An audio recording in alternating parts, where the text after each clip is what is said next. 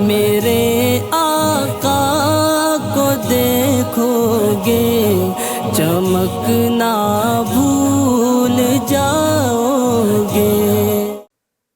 اس موقع پر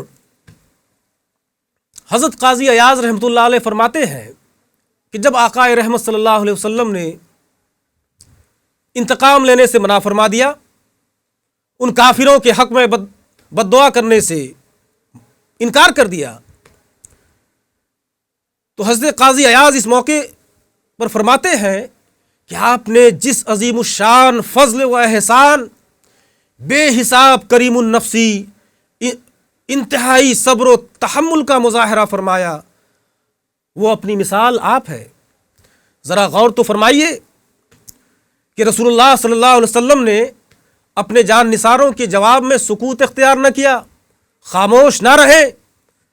صحابہ نے آپ سے التجا کی تھی، یا رسول اللہ آپ دعا کر دیں کہ اللہ ان کافروں کو ہلاک کر دے، تو آپ خاموش نہ رہے بلکہ اپنے صحابہ سے جواب دیا، اور جواب دیتے ہوئے فرمایا کہ میری یہ شان نہیں ہے کہ میں لوگوں کی ہلاکت کے لیے دعا کروں، میں تو لوگوں کو ہدایت دینے کے لیے آیا ہوں، بلکہ آپ نے معافی اور ہدایت کی دعا فرمائی، اور فَإِنَّهُمْ لَا يَعْلَمُونَ کے ذریعہ ان کی نامعقول حرکتوں کا بارگاہ خداوندی میں عذر بھی پیش کر دیا۔ سبحان اللہ سبحان اللہ۔ ایسی مثال آپ کو پوری کائنات میں، پوری مخلوق میں دیکھنے کو نہیں ملے گی۔ جو آپ کے ساتھ ظلم کرے، زیادتی کرے، تکلیف پہنچائے، آپ کا حق مارے، آپ اسے معاف کر دیں، ممکن نہیں ہے۔ اس کے لیے خیر خواہی کریں، بھلائی چاہیں، یہ انسانی قدرت سے باہر کی بات ہے۔ کہیں نہ کہیں کسی نہ کسی موقع پر اس کا نفس اسے ابھارے گا کہ اس نے تمہارے ساتھ زیادتی کی، ظلم کیا، تمہیں بھی اس سے بدلہ لینا چاہیے۔ یہ صرف میرے آقا جناب محمد رسول اللہ صلی اللہ علیہ وسلم کا شیوا اور آپ کی شان ہے کہ لوگوں کے ظلم کا جواب آپ نے کبھی ظلم سے نہیں دیا، معاف فرما دیا۔ محترم ناظرین، میں آپ کے سامنے اور 2 حدیث بیان کر کے رخصت ہو جاؤں گا، جسے سن کر واقعی ایمان تازہ ہو جائے گا۔ آپ سماعت کریں۔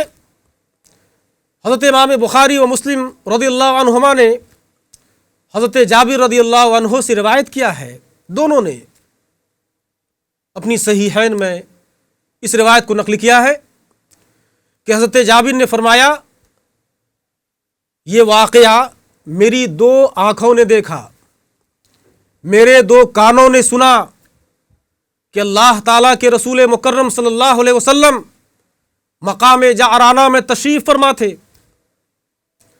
حضرت بلال کی چادر میں چاندی تھی اور حضور صلی اللہ علیہ وسلم اسے تقسیم فرما رہے تھے، سب کو بانٹ رہے تھے۔ ایک آدمی جو اس جگہ موجود تھا، اس نے کہا، یا رسول اللہ تقسیم میں عدل و انصاف فرمائیے۔ سرکار دو عالم صلی اللہ علیہ وسلم نے اس سے فرمایا، تیرے لیے بربادی ہو، ہلاکت ہو کہ عدل میں نہ کروں تو کون عدل کرے گا، انصاف میں نہ کروں تو پھر کون انصاف کرے گا، اگر میں عدل نہ کروں تو میں خائب و خاسر ہوں، گھاٹے میں ہوں۔ یہ گفتگو سن کر حضرت عمر فاروق رضی اللہ عنہ نے عرض کی، یا رسول اللہ آپ مجھے اجازت دیں، آپ مجھے حکم دیجئے کہ میں اس منافق کو قتل کر دوں۔ سرور عالم صلی اللہ علیہ وسلم نے ارشاد فرمایا، نہیں نہیں، معاذ اللہ ان یتحدث الناس اننی اقتل اصحابی، کہ میں اللہ کی پناہ مانگتا ہوں کہ لوگ میرے بارے میں گفتگو کرنے لگے کہ اب محمد نے اپنے صحابہ کو قتل کرنا شروع کر دیا ہے۔ آپ غور کریں دوستو، آپ کے پاس رہتا تھا، بیٹھتا تھا، اٹھتا تھا، آپ کی صحبت میں رہتا تھا، ظاہراً لوگ اس کو صحابی سمجھتے تھے، نبی جان رہے تھے یہ صحابی نہیں ہے، منافق ہے، اس کی منافقانہ حرکتوں سے آپ باخبر تھے، لیکن آپ نے گوارا نہیں کیا کہ لوگ جسے صحابی سمجھتے ہوں اگر آج اسے قتل کر دیا گیا تو یہ ایک مثال بن جائے گی، اور آنے والے وقت میں لوگ کہنے لگے گی کہ محمد اپنے صحابہ کو قتل کروایا کرتے تھے۔ اس کے بعد آپ نے اس منافق کے بارے میں ارشاد فرمایا، ان ھذا واصحابہ یقرؤون القرآن لا یجاوز حلوقہم او حناجرہم یمرقون من الدین مروق السہم من القوس،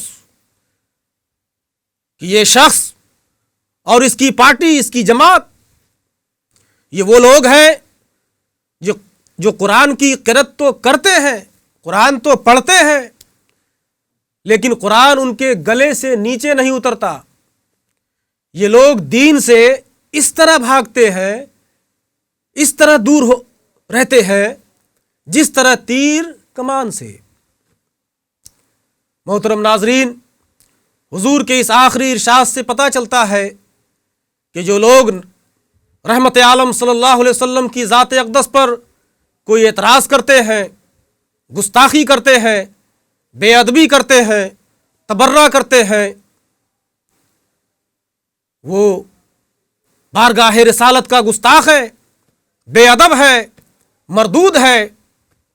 اور ساتھ یہ بھی پتہ چل گیا کہ آنے والے وقت میں، ایک زمانے میں ایک ایسا فرقہ بھی ہوگا جن کا ایسا عقیدہ ہوگا کہ قرآن ان کے گلے میں ہی اٹک کر رہ جائے گا، خوب قرآن پڑھیں گے، ہر بات میں قرآن قرآن قرآن کرتے رہیں گے، یہ صرف ان کی زبان تک قرآن ہوگا، ان کے دل تک قرآنی تعلیمات کا کوئی اثر نہیں ہوگا، اور دین سے وہ بھاگتے ہوں گے۔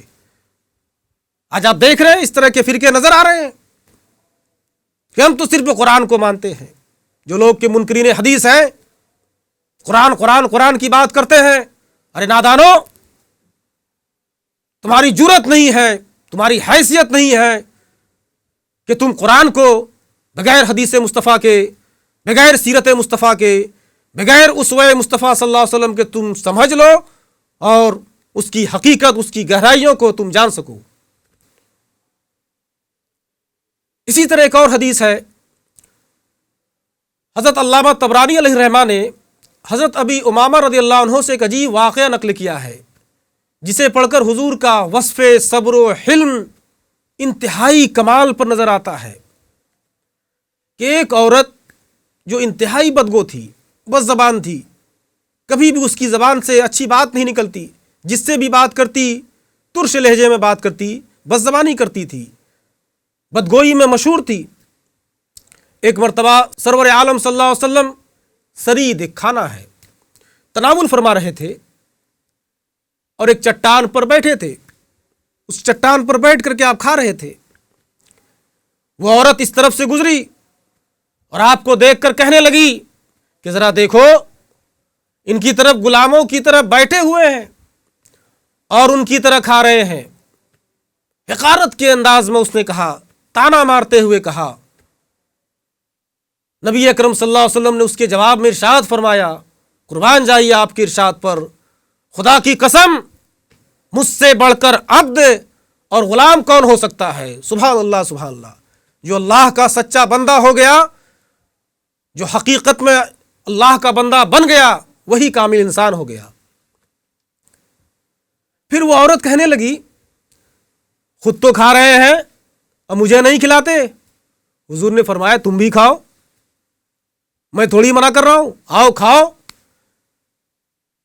اس نے پھر کہا، مجھے اپنے ہاتھ سے کھلائیے، مجھے اپنے ہاتھ سے دیجیے۔ حضور نے اسے اپنے دست مبارک سے سرید دیا۔ پھر کہنے لگی، یہ نہیں لوں گی، وہ جو آپ کے منہ میں ہے وہ مجھے دیجیے۔ دیکھیے کس قدر جرت اس کی بڑھ رہی ہے۔ حضور صلی اللہ علیہ وسلم نے کہ آپ کے صبر کو دیکھیں، اس قدر وہ آپ کے ساتھ بدتمیزی کرتی چلی جا رہی ہے، لیکن آپ ہے کہ اس کے ساتھ محبت سے پیش آ رہے ہیں۔ تو آپ صلی اللہ علیہ وسلم نے اپنے دہن مبارک سے لقمہ نکالا اور نکال کر اسے دے دیا۔ جب اس نے وہ لقمہ کھایا تو حضور کے اس متبرک لقمہ کی برکت سے اس عورت کی ساری بد اخلاقیاں اور بے حیائیاں ہمیشہ ہمیشہ کے لیے ختم ہو گئی۔ سبحان اللہ سبحان اللہ۔ اور جب تک وہ زندہ رہی پھر کبھی اس نے کسی سے بیہودہ گفتگو نہ کی۔ الغرض ہم جس نبی کے امتی ہیں، جس نبی پر اپنی جان قربان کرنے کا دعویٰ کرتے ہیں، انہوں نے ہمارے لیے کتنی مصیبتیں اٹھائیں، کتنی اذیتیں تکلیفیں برداشت کی۔ کبھی آپ پر اونٹ کی اوجھری ڈالی گئی تو کبھی آپ کے دندان مبارک شہید ہوئے، تو کبھی آپ کو پاگل و مجنوں کہا گیا، تو کہیں آپ کو پتھروں سے لہو لہان کیا گیا، حتیٰ کہ کئی سال شیب ابی طالب میں محصور رہے۔ بے شمار تکالیف کا آپ نے سامنا کیا۔ ان تمام اذیت و تکلیف کے باوجود آپ نے صبر و تحمل کا مظاہرہ فرمایا۔ تو دوستو، ہمیں اور تمام اہل ایمان کو، جتنے بھی مومنین ہیں، نبی اکرم صلی اللہ علیہ وسلم سے سچی محبت رکھتے ہیں، سچا ایمان ہے ان کا، ان سب کو نبی کے اسوہ حسنہ کے مطابق اپنے سارے معاملات میں صبر و تحمل سے کام لینا چاہیے۔ تبھی زندگی کی فلاح و بہبود ہے، کامیابی کا راز اسی پر ہے۔ وآخر دعوانا ان الحمدللہ رب العالمین۔ السلام علیکم ورحمۃ اللہ۔ میرے آقا کو دیکھو گے چمکنا بھول جاؤ گے۔